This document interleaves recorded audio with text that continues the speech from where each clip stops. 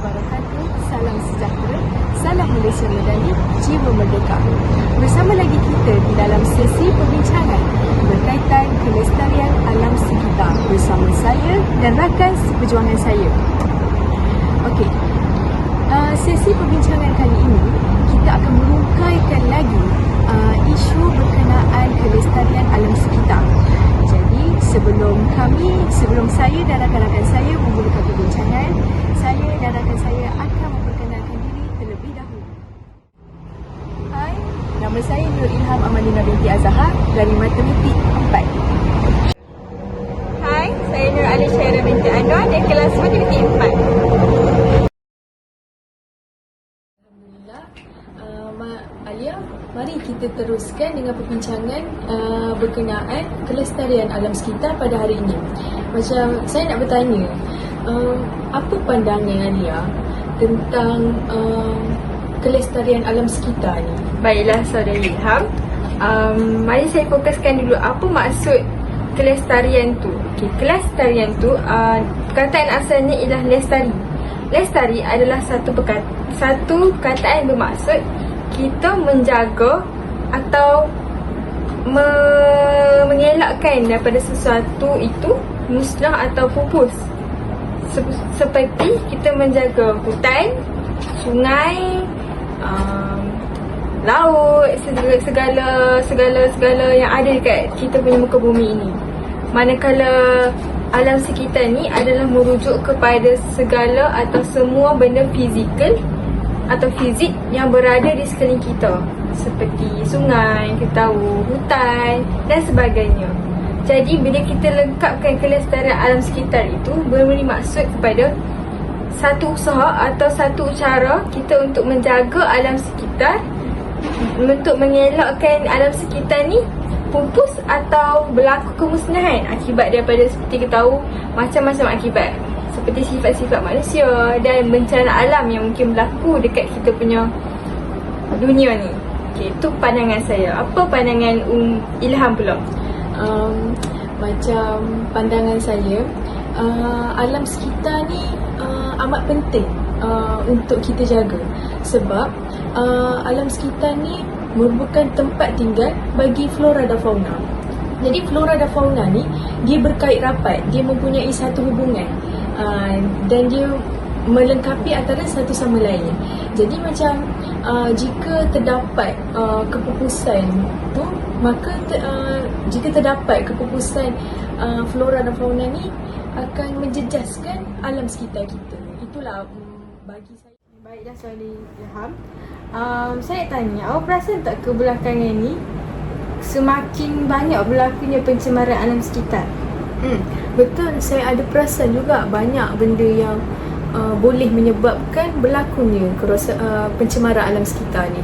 Baiklah, jadi apa pendapat saudari Ilham tentang punca dan kesan berlakunya pencemaran alam sekitar ni? Kalau tanya pendapat saya, sebenarnya banyak punca dan kesan berlakunya kerosakan alam sekitar ini. Kalau yang boleh saya sebut ialah salah satunya pencemaran udara. Okey, pencemaran udara ni berlaku disebabkan oleh aktiviti manusia yang melibatkan pembakaran bahan api fosil seperti minyak, gas dan arang batu. Jadi pembakaran ini melepaskan gas-gas berbahaya ke atmosfera yang bukan sahaja memberi kesan buruk kepada kesihatan manusia tetapi menyebabkan perubahan iklim global. Dan kita boleh tengok kesan daripada pencemaran udara ni, salah satunya pemanasan global. Kalau kita tengok bila berlakunya pencemaran udara ni, gas-gas seperti karbon dioksida, metana dan gas rumah hijau akan terperangkap ke dalam atmosfera dan ia menyebabkan peningkatan suhu bumi secara keseluruhan. Dan ini boleh menyebabkan pencairan ais di kutub, kenaikan paras laut dan perubahan pola cuaca yang tidak menentu. Dan selain daripada itu, gangguan kepada kesihatan manusia. Pencemaran udara ni boleh menyebabkan pelbagai masalah kesihatan, termasuklah penyakit pernafasan seperti asma dan bronkitis serta penyakit jantung. Okey, kita pergi ke punca dan kesan yang kedua, iaitu penebangan hutan. Kalau kita tengok aktiviti manusia ni, kalau kita tengok macam dekat tepi-tepi kan, selalunya memang manusia akan buat penebangan hutan ni untuk tujuan pertanian, pembalakan dan pembangunan. Jadi kalau kita tahu kan, hutan ni berfungsi sebagai penyerap karbon dan habitat tempat tinggal bagi pelbagai spesies seperti tumbuhan dan haiwan. Dan kalau hutan ni hilang, peranan hutan ni akan terhenti sekelip mata. Jadi bila kita tengok kesan kepada penebangan hutan ni, salah satunya ialah kehilangan biodiversiti. Penebangan hutan ni menyebabkan haiwan-haiwan akan kehilangan habitat dan kemungkinan akan menyebabkan haiwan-haiwan ni akan masuk ke kawasan kampung dan mengganggu ketenteraman penduduk. Itu boleh menyebabkan keadaan kampung huru-hara ataupun boleh menyebabkan berbahaya kepada penduduk. Dan seterusnya ialah kerosakan tanah. Kesan daripada penebangan hutan ni, kerosakan penebangan hutan ni, dia boleh menyebabkan kerosakan tanah. Jadi ini boleh menjejaskan kualiti tanah dan mengurangkan kesuburannya, dan ini boleh membawa kepada bencana seperti tanah runtuh dan banjir. Akhir sekali, bagi saya punca dan kesan ni ialah pencemaran air. Kalau kita tengok, pencemaran air ni berlaku apabila bahan-bahan berbahaya termasuk bahan kimia toksik, sisa domestik dan bahan buangan industri dibuang ke dalam sungai. Ini boleh menyebabkan kerosakan ekosistem akuatik dan juga mengancam kesihatan manusia.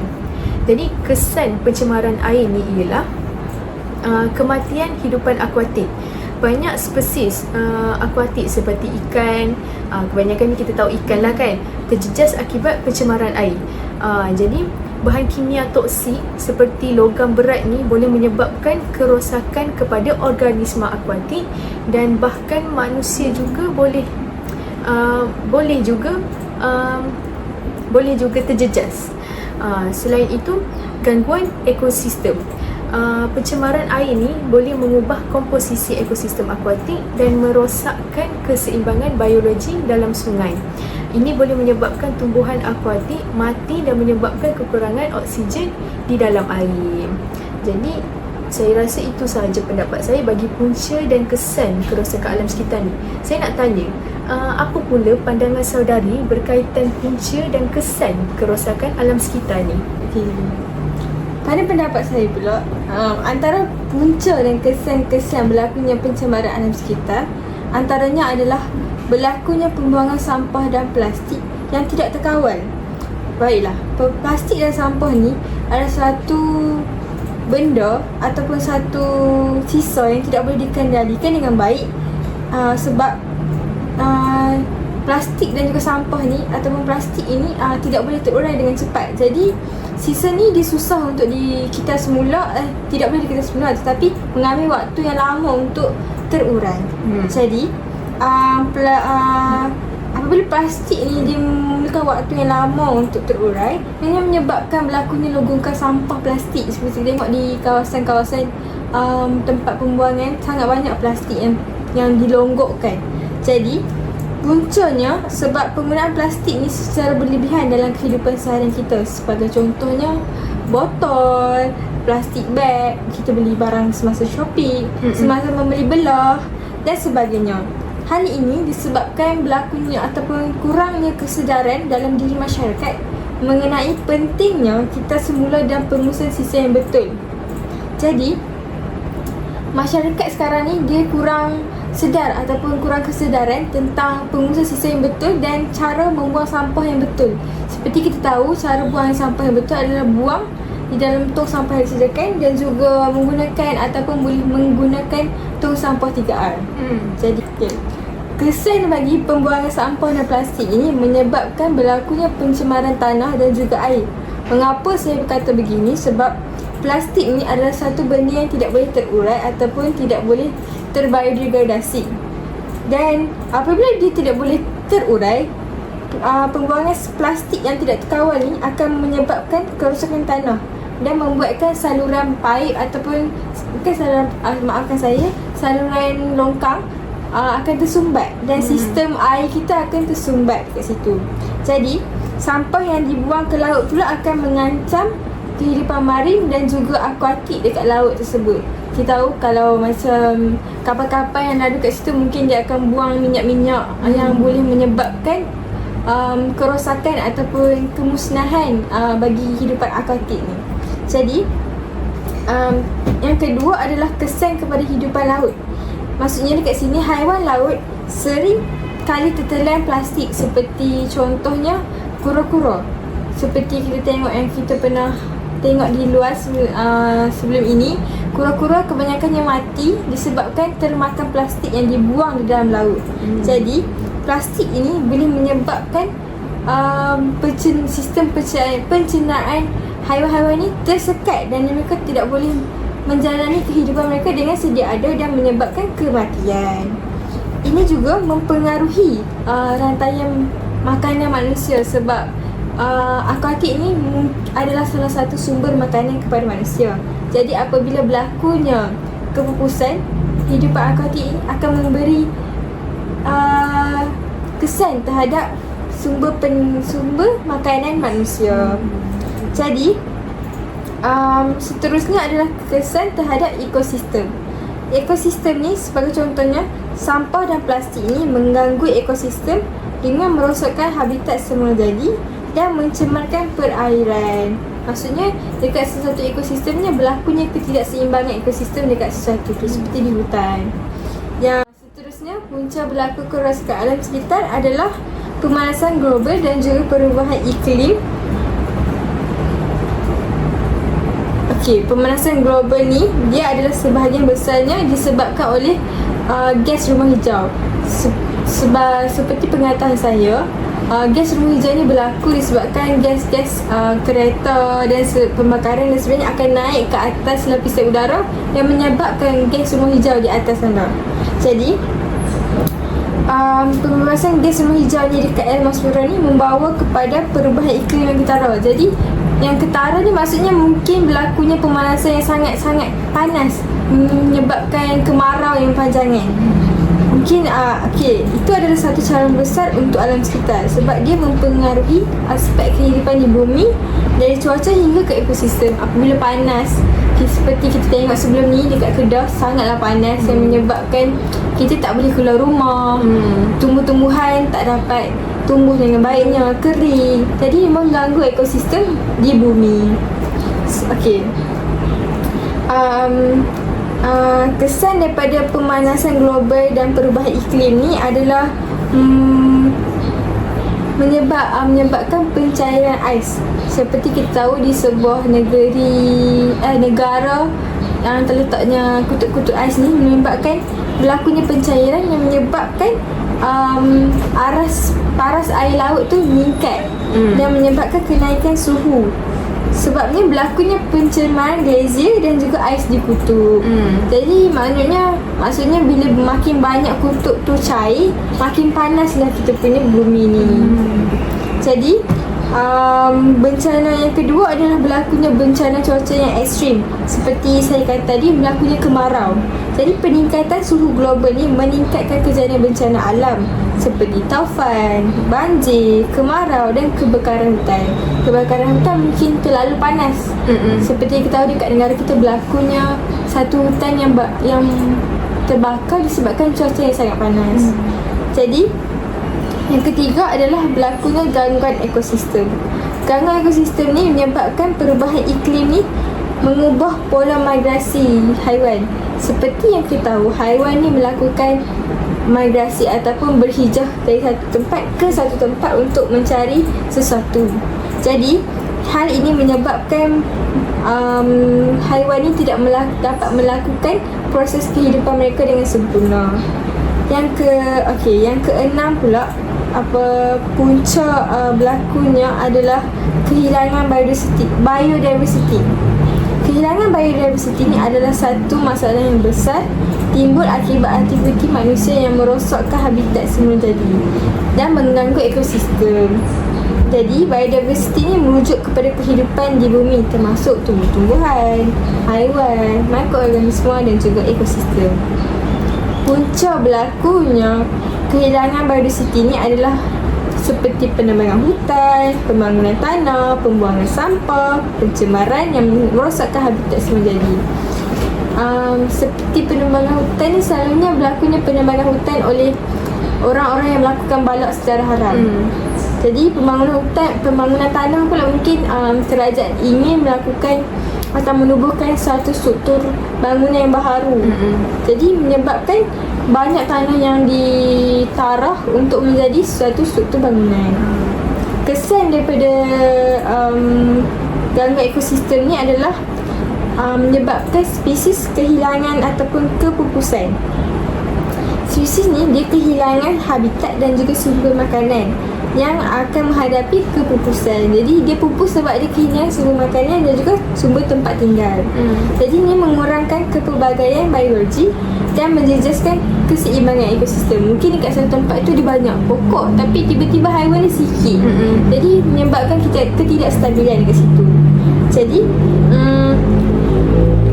bagi saya melestarikan alam sekitar ni adalah tanggungjawab semua. Jadi kita tak bolehlah buat sesuatu aktiviti yang boleh memberi impak yang negatif terhadap alam sekitar kita. Betul-betul tu kita kena jaga keindahan yang Allah Subhanahu Wa Taala yang kurniakan. Tetapi sikap manusia pula yang merosakkan alam sekitar. Okey. Jadi kita dah bincang punca, kita dah bincang kesan. Bagi saya nak tanya pula pendapat saudari, apakah langkah untuk melestarikan alam sekitar ni pula? Kita dah ada punca, kita dah ada kesan kan, mesti kita nak kena ada langkah kan. Silakan saudari. Okey, baiklah. Bagi pendapat saya, melestarikan alam sekitar ni adalah tanggungjawab kita semua. Termasuklah tidak mengira peringkat umur, daripada kecil, daripada remaja, dewasa dan juga orang tua. Semuanya ada tanggungjawab mereka sendiri untuk melestarikan alam sekitar. Jadi, melestarikan alam sekitar ni bukan sahaja daripada pihak masyarakat, tapi dari segi pihak kerajaan, industri dan juga komuniti. Walaupun banyak cabaran kerosakan alam sekitar semakin teruk, tapi kita perlu mengambil langkah-langkah yang penting atau langkah-langkah yang bijak untuk memelihara dan juga memulihara alam sekitar ini. Yang pertama adalah kita perlu mengurangkan penggunaan bahan bakar fosil. Seperti contoh bahan bakar fosil adalah arang batu, minyak dan gas asli. Dalam kehidupan kita, apabila kita bawa kereta, kita perlukan minyak petrol. Petrol tu adalah, dia punya bahan ni adalah daripada bahan api fosil. Jadi dekat situ kita dah menggunakan bahan yang boleh mencemarkan alam sekitar. Jadi mungkin kita boleh naik kenderaan awam yang ada di negara kita seperti LRT, MRT, bas dan sebagainya. Yang seterusnya, kita boleh memindahkan ke sumber tenaga yang bersih seperti penggunaan tenaga yang boleh diperbaharui seperti tenaga solar, tenaga angin, tenaga hidro dan juga geotermal. Semua sumber ni dia digalakkan guna sebab dia menghasilkan lebih sedikit gas rumah hijau dan membantu mengurangkan pencemaran udara. Okey, seterusnya kita boleh kurangkan penggunaan kenderaan bermotor seperti mempromosikan penggunaan pengangkutan awam, berbasikal dan berjalan kaki untuk ke suatu tempat. Walaupun dia memakan masa yang lama, tapi mungkin daripada kita berjalan kaki dan berbasikal ni mungkin dapat menyihatkan tubuh badan kita secara tidak langsung. Jadi selain itu, kita perlu perkenalkan teknologi kenderaan elektrik dan hybrid yang lebih mesra alam berbanding kenderaan yang menggunakan bahan api fosil. Jadi kita tengok dekat negara kita dah ada satu kereta yang namanya Tesla yang menggunakan tenaga elektrik untuk dijadikan sebagai untuk kenderaan itu bergerak. Jadi mungkin kita boleh beralih, tapi ada yang tidak mampu, jadi kita boleh guna dulu yang itu. Mungkin di satu masa depan kerajaan boleh buat satu produk yang baru yang boleh semua orang guna selepas ini. Betul-betul. Jadi Yang seterusnya, kita boleh mengamalkan kita semula dan pengurusan sisa yang betul. Okey, kita semula ni adalah salah satu cara yang paling berkesan untuk mengurangkan pencemaran alam sekitar. Okey, kita semula ni iaitu dalam bahasa ringkasnya, kita guna balik semula barang yang kita guna. Sebagai contohnya, botol. Kita beli botol ataupun air dalam botol. Kita boleh guna botol untuk letak sebagai pasu bunga dan sebagainya. Jadi, dengan penggunaan kita semula ni, kita boleh mengurangkan sisa-sisa ni dihantar ke tapak perusahaan dan kita dapat mengurangkan impak negatif terhadap alam sekitar. Contoh macam kita kurangkan ke tapak perusahaan, mungkin boleh kurangkan pembakaran sisa-sisa. Seperti itu, bila sampah ni dibawa ke tapak perusahaan, sampah-sampah itu akhirnya dibakar untuk menghilangkannya ataupun untuk menguraikannya lebih cepat. Jadi kita boleh mengurangkan berlakunya pembakaran yang boleh menaikkan gas yang tidak baik di atas. Okey. Yang seterusnya, mungkin kita boleh pisahkan bahan-bahan mengikut jenis. Seperti kita tengok tong plastik, tong sampah yang ada warna koko, hijau dan juga jingga. Okay, kita boleh ubahkan ataupun kita asingkan sebelum buang sampah mengikut kategori dan buang ikut kategori. Itu memudahkan orang untuk melakukan kita semula. Okay. Seterusnya, kita boleh elakkan penggunaan plastik. Seperti kita pergi untuk membeli belah, kita boleh membawa plastik beg sendiri ataupun plastik beg yang mesra alam untuk letak barang-barang kita, berbanding membeli plastik yang sedia ada. Yang seterusnya, kita boleh gantikan dengan bahan yang boleh diguna semula seperti beg kain, bekas makanan, kaca atau logam dan produk masalah. Lepas tu kita boleh komposkan sisa organik seperti bila sisa buangan dekat rumah lah, terutamanya seperti daun-daun ataupun sisa-sisa bawang selepas kita kopek tu, mungkin kita boleh jadikan sebagai sisa organik. Dan kulit pisang je kita boleh jadikan baja untuk kita tanam ataupun jadi baja untuk tanam sesuatu pokok. Jadi kat situ lah. Jadi itulah bagi pendapat saya langkah-langkah untuk melestarikan alam sekitar. Apa pula pendapat Saudari Ilham? Okay. Terima kasih. Dan pendapat saudari tu sangat-sangat bernas dan memang perlu dilakukan. Jika tanya pada pandangan saya pula, antara langkah yang boleh dibuat untuk melestarikan alam sekitar ialah penanaman pokok dan pemeliharaan hutan. Okey, seperti yang kita tahu, hutan sangat penting dalam kehidupan kita. Hutan ni dia berfungsi sebagai penyerap karbon dioksida dan menyediakan oksigen kepada kita dan juga haiwan. Jadi, penanaman pokok dan pemeliharaan hutan boleh mengurangkan kesan perubahan iklim dan membantu menjaga ekosistem semula jadi. Jadi, macam mana cara kita nak membuat melaksanakan penanaman pokok ni? Salah satunya kita boleh menyertai atau mengorganisasi kempen penanaman pokok. Individu atau komuniti boleh menyertai aktiviti penanaman pokok untuk meningkatkan jumlah pokok di kawasan yang terjejas oleh oleh penebangan hutan ke apa ke kan. Lepas tu, ya, selain itu kita boleh membeli produk yang berkelanjutan. Okey, apa itu produk berkelanjutan ni? Produk berkelanjutan ni ialah produk yang dihasilkan secara mampan dan tidak menyebabkan penebangan hutan tanpa kawalan. Jadi produk yang diperakui oleh label-label seperti FSC, iaitu Forest Stewardship Council, menunjukkan bahawa kayu atau produk hutan itu dihasilkan dengan cara yang mesra alam. Seterusnya pula, kita perlu menjaga kawasan hijau dan hutan. Pemeliharaan kawasan hutan dan kawasan semula jadi yang lain memang penting untuk mengekalkan biodiversiti dan mengurangkan kerosakan ekosistem. Ini termasuk mengawal kegiatan pembalakan dan pembukaan tanah secara berlebihan. Okey, Kita tengok pula kepada langkah yang kedua. Langkah yang kedua pula, penggunaan produk mampan dan mengurangkan penggunaan sumber. Seperti yang kita tahu, kita memang digalakkan untuk menggunakan produk-produk seperti ini, sebab pengamalan penggunaan sumber yang mampan ni, di mana produk dan bahan dihasilkan dengan kaedah yang menjaga alam sekitar, penting untuk mengurangkan kesan negatif terhadap alam sekitar. Jadi langkah-langkahnya ialah beli produk yang berkelanjutan. Produk-produk yang berkelanjutan macam yang saya cakap tadi lah, produk-produk yang mesra alam, yang diperbuat daripada bahan organik, atau produk yang mempunyai label berkekalan atau mesra alam.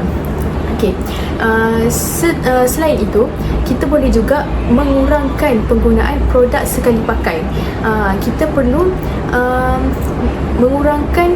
mengelakkanlah penggunaan produk sekali pakai ni, terutamanya macam kita pergi beli belah, macam yang Saudari kata sebentar tadi, kita tak bawa beg, jadi mesti kita akan beli plastik, dan kita perlu mengurangkan penggunaan plastik tu dengan membawa plastik beg sendiri ketika membeli belah. Jadi kita semasa membeli belah ni, kita perlu menukarkan penggunaan produk sekali pakai ni kepada bahan yang boleh diguna semula dan tahan lama. Seterusnya pula, kita boleh mengurangkan pembaziran makanan. Pertama sekali, kita perlu rancang pembelian makanan dengan bijak untuk mengelakkan pembaziran makanan.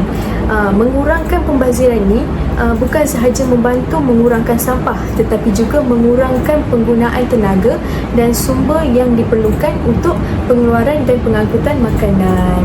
Jadi saya rasa itu sahaja pendapat saya, dan kita pun dah sampai di penghujungnya. Apa kata kita bincang tentang kesimpulan bagi pembincangan kita pada hari ini. Okey, saya mulakan dulu.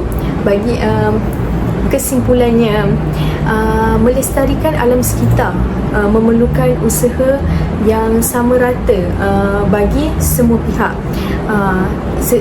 Maksud saya macam memerlukan usaha dari setiap lapisan masyarakat, tidak kira individu, pihak sekolah, pihak kerajaan dan sebagainya. Okey, dengan mengamalkan langkah-langkah yang lebih mesra alam ini, kita dapat mengurangkan kesan buruk terhadap bumi dan memastikan kelestarian alam sekitar untuk generasi masa depan. Setiap tindakan, tidak kira betapa kecilnya, akan memberi kesan yang besar apabila dilaksanakan bersama. Jadi di sini kita perlu bersama-sama menggembling tenaga untuk mengekalkan kelestarian alam sekitar ni, sebab kelestarian alam sekitar ni amat penting dalam kehidupan kita. Jadi apa penutup kesimpulan yang saudari boleh buat? Baiklah, terima kasih Sadira. Bagi saya, secara keseluruhannya, perbincangan kita hari ini sangatlah menarik, dan bagi saya topik kita adalah satu topik yang hangat diperkatakan di masyarakat sekarang. Jadi kelestarian alam sekitar ni perlulah dilaksanakan ataupun hendaklah diperhatikan oleh semua masyarakat sekarang, tidak kira mengenai umur, untuk kita mewujudkan atau melestarikan alam sekitar ni supaya pada masa akan datang, generasi anak-anak kita dapat menikmati keindahan alam sekitar yang sangat indah yang dikurniakan oleh Allah SWT. Jadi kita hendaklah sayangi alam sekitar kita untuk kelestarian kehidupan kita juga, sebab dia menjamin kesejahteraan kita supaya tidak terlalu panas dan sebagainya. Okey, itulah sahaja daripada kami. Sekian, terima kasih.